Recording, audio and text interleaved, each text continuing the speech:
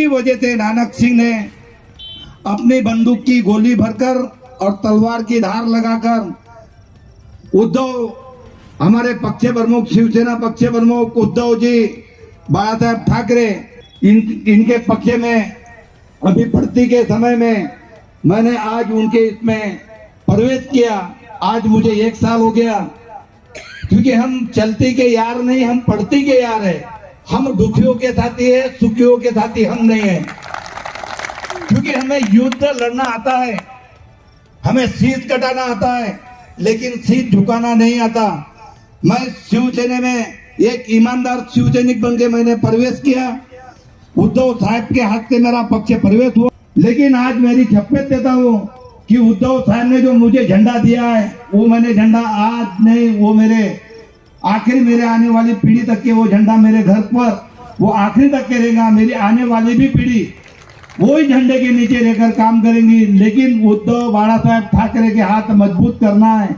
और अभी जिस चुनाव प्रक्रिया में अपन ने महाविकास आघाड़ी के, इंडिया अलायंस के, राष्ट्रवादी के उम्मीदवार, हमारे नजदीकी 12 किलोमीटर के पड़ोसी माजी आमदार अमर भाऊजी काळे, आज वो राष्ट्रवादी की तरफ से तुतारी चिन्ह पर आज वो खड़े हैं और अपने को, शिव सैनिकों को अपने ही हाथ मजबूत जरूर तो करना है, लेकिन जो अपने साथ में उनके भी हाथ अपने को मजबूत करना है। जो अपने से कंधा कंधा लगा के है, उनके सबके हाथ अपने को ईमानदारी से मजबूत करना है। अमर भाऊ काळे, इनके विरुद्ध में मैं 18 साल की उम्र से मैंने भारतीय जनता पार्टी में काम किया। मेरी गिरी हुई परिस्थिति में भी मैंने उनके विरुद्ध में काम किया, लेकिन अमर काळे के एक ऐसा नेतृत्व है कि वो जो आज हम देख रहे हैं, ये फोड़ा फोड़ी दुश्मनदारी, आज अमर भाऊ काळे अगर चाहते तो आज हमारे को यहाँ तक के नहीं पहुंचने देते, लेकिन उनमें दुश्मनी करना पसंद नहीं। वो अपने एक नियति के हिसाब से, अपने हिसाब से काम करते चले। आज उनका योगायोग ऐसा आया, वो आज हमारे विधानसभा के नेता थे, लेकिन एक लोकसभा के नेता बनकर उभर कर आ गए।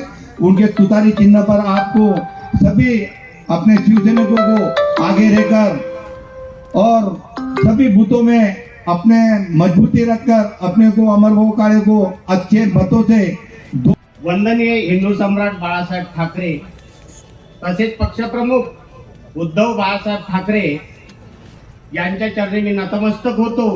आणि आज मला आशिष भाऊ पांडे यांनी बोलायची संधी दिली, त्याबद्दल मी त्यांचे शतशः आभार आणि मंचावरील सर्व उपस्थित मंडळीचे मी मनापासून आभार व्यक्त करतो।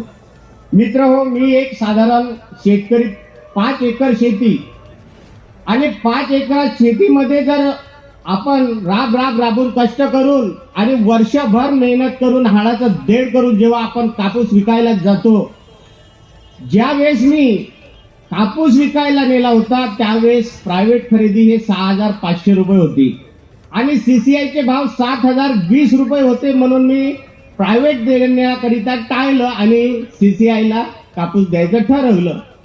परंतु माझ्या सातबाऱ्यावरती फक्त 23 आणि 24 हा पीक पेरा नव्हता, त्यामुळे सीसीआयने माझा कापूस नाकारला। तर मी म्हटलं त्याला ठीक आहे, माझ्यापाशी स्क्रीनशॉट आहे जो या सरकारने काढलेला आहे, त्यावरती मी नोंदणी सुद्धा केलेली आहे। तर मग मी त्या उमरी सीसीआय केंद्रावरून 16 हेलपाट्या मारल्या। पटवारी, तलाठी, मंडळ अधिकारी, कलेक्टर, डेप्युटी कलेक्टर, असे आमदार, खासदार सर्वांना फोन केला, परंतु कोणीही प्रतिसाद देत नव्हतं। ते एकच म्हणत होते का प्रायव्हेट मध्ये तू विकून टाक, कशाला या फंद्यामध्ये पडते। आणि त्यात तिथला जो ग्रेडर होता त्यांना तर डायरेक्ट अक्षरशः म्हटलं होतं का तुम्ही नालायक शेतकरी आहे। मित्र, जर नालायक शेतकरी असाल तर तुम्ही तर हजारो शेतकरी बसलेले आहेत, तर त्या हजारो शेतकऱ्यांनी या शेतकऱ्या मागे उभायला राहायला पाहिजे।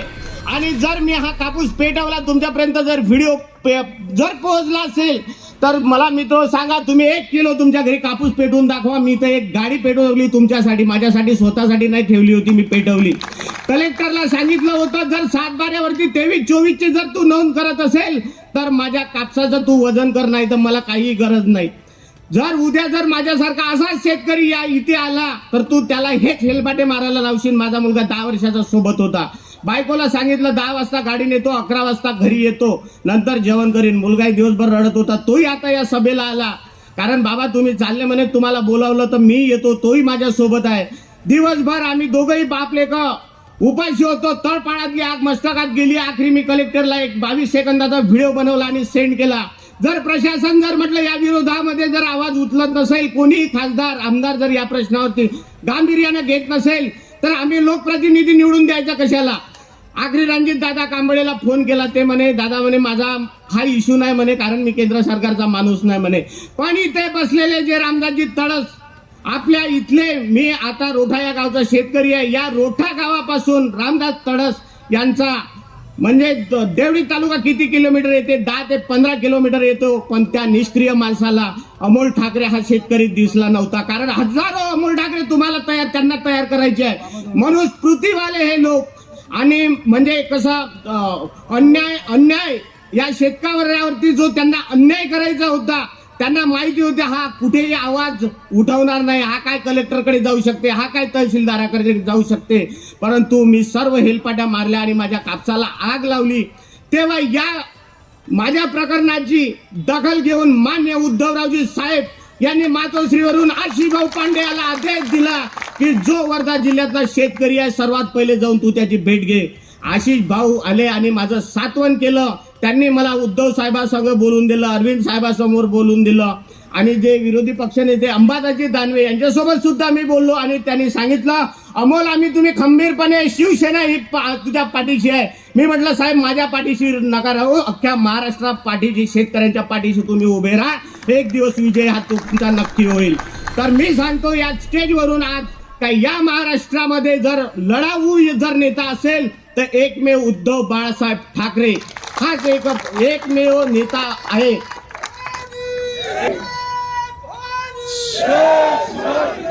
म्हणून जर आपण अन्यायाविरुद्ध आता लढायचं आहे, या मनुस्मृती विरुद्ध जर लढायचं आहे तर सर्वात पहिले आपण देशाचा विचार न करता आपल्या जिल्ह्याचा विचार करू आणि एक खासदार आपण इथून आपण म्हणजे हद्दपार करू हाच एक निश्चय घेऊ. त्या जिल्ह्यातले बाकीच्या तालुक्यातलं तर तो निर्णय घेणारच आहे. पण सर्वात पहिले मी एक शेतकरी म्हणून सर्व शिवसैनिकांना विनंती करतो की या जिल्ह्यातून प्रत्येक शेतकऱ्यांनी या रामदास तडसला हद्दीपार केल्या बिना सोडायचं नाही. बस एवढे बोलून मी माझे 2 शब्द संपवितो. जय हिंद, जय भारत.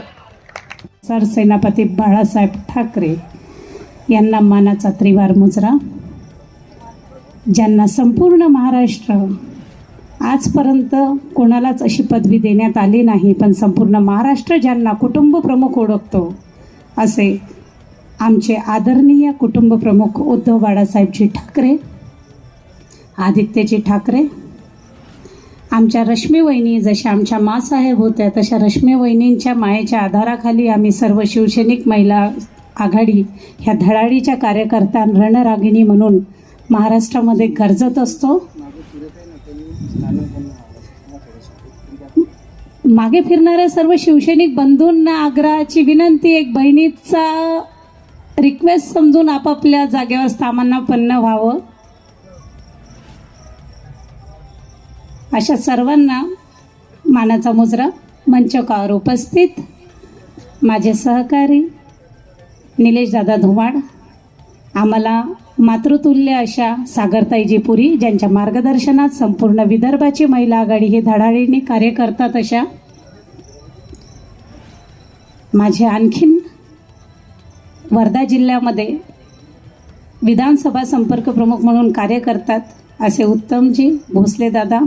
मंचकावर उपस्थित बरेचसे मान्यवर आहेत. सागर आपल्या संगीताताई कडू, कुचेताई, आमच्या सर्व धडाडीच्या कार्यकर्ता, दोन्ही भारतीताई ज्या नेहमी सहकार्य करून मला कार्यतत्परतेने माझ्यासोबत एक रणरागिणी म्हणून उभ्या असतात. आतापर्यंत आपण जेवढ्यांची भाषणं ऐकली किंवा विचार विनिमय झाला, यातून आपण एकच गोष्ट शिकलो, शिवसेना शिवसेना आणि शिवसेना काळाची गरज आहे. हुकुमशाही आणि लोकशाही आपल्याला आज संविधान वाचवण्याकरिता, आपल्याला आज आपला हक्क वाचवण्याकरिता महाराष्ट्रात नव्हे तर संपूर्ण भारतातील नागरिकांना मान उंचावून हुकुमशाही दडपविण्याकरिता आणि लोकशाहीचा जागर करण्याकरिता आज आवश्यकता आहे ती फक्त आणि फक्त इंडिया आघाडीला साथ देण्याची. मला माहिती आहे की आपल्यावर हा प्रसंग पहिल्यांदा ओढवला आहे की आपण पंजा तुतारी सोबत मतदान करणार आहोत. मला तरी वाटते दादा की पहिल्यांदाच आपल्यामध्ये पंजा आणि तुतारी म्हणजे आलेली आहे. पण आज आपण इंडिया म्हणून समोर जाऊया, कारण आपण महाराष्ट्राचेच नागरिक आहोत पण भारतीय आहोत याचा आपल्याला गर्व आहे. म्हणून आपण सर्व बांधवांनी मिळून अमरभाऊंना विजयी करण्यासाठी तुतारी या बटनावर आपलं मतदान करून, आणि एक आणखी आग्रहाची विनंती, जेव्हा तुम्ही मतदान कराल ना तेव्हा एक बीप मशीन बाजूला असते दादांनो, काही आवश्यकतेने लक्ष ठेवाल या विषयावर की तुम्ही जिथलं बटन दाबताय ना तुमच्यासमोर मतदानी तुमचं त्याच्यात दिसलं पाहिजे आणि तोपर्यंत तिथून हटायचं नाही. कारण EVMचा घोटाळा जर झाला तर त्याला जबाबदार आपण राहू. आपण जागरूकतेने समाजासमोर आलं पाहिजे. आणि राहिला प्रश्न मोदीजींचा, तर सर्व प्रश्न उत्तरं घोटाळे, जेवढे घोटाळेबाज होते तेवढ्यांदा घेऊन त्यांनी वॉशिंग मशीनमध्ये वॉश करून छान असं प्रस्थापित सर्वांसमोर मांडलेलं आहे. त्याला मांडणी धरून असताना आपल्याला काही प्रश्न आपल्यासमोर उपस्थित करते की बाहेरच्या देशातील काळा पैसा आला का हो दादांनो? हां, नाही आला. बरं ते जाऊ द्या, पैसा जाऊ द्या, आपण मेहनती आहोत, आपण शेतकऱ्याचे पुत्र, लाखो रुपयाचं आपण उघड्यावर धान्य ठेवतो. महाराष्ट्र हा जगात, भारत जसा जगाचा पोशिंदा आहे, महाराष्ट्र तर संपूर्ण भारताला पोचतो आणि विदर्भात तर विषयच नाही. म्हणून पैसा हा आपण थोडासा बाजूला ठेवूया. पण आपल्यासमोर एक सर्वात मोठी घटना घडली होती दादांनो, तुम्हाला कदाचित आठवत असेल, पुलवामाचा RDXचा हमला आठवतो का? आजपर्यंत मोदीजी हे माहिती काढू शकले नाही की RDX कुठून आलं होतं. तर ते खरंच आपल्याला सिक्युअर असं देऊ शकतात का? गेल्या 10 वर्षात त्यांनी ते दिलं आहे का? जेव्हा देशासाठी गोल्ड मेडल आणणाऱ्या मुलींना जंतर मंतरवर आंदोलनं करावी लागतात, जेव्हा प्रत्येक महिलेला स्वतःची लाज वाटावी असं कृत्य भारतात घडतं आणि नांगड्या त्यांच्या धिंड काढल्या जातात. हे कधी घडलं होतं का दादांनो? असं प्रकारचं कृत्य कधीच घडलं नाही. पण ते कृत्य आता घडतंय फक्त BJPच्या कार्यकाळात. आणि महाराष्ट्रात मुंबईमध्ये महिला रात्री 2 वाजता गेली ना तरी सिक्युअर आहे.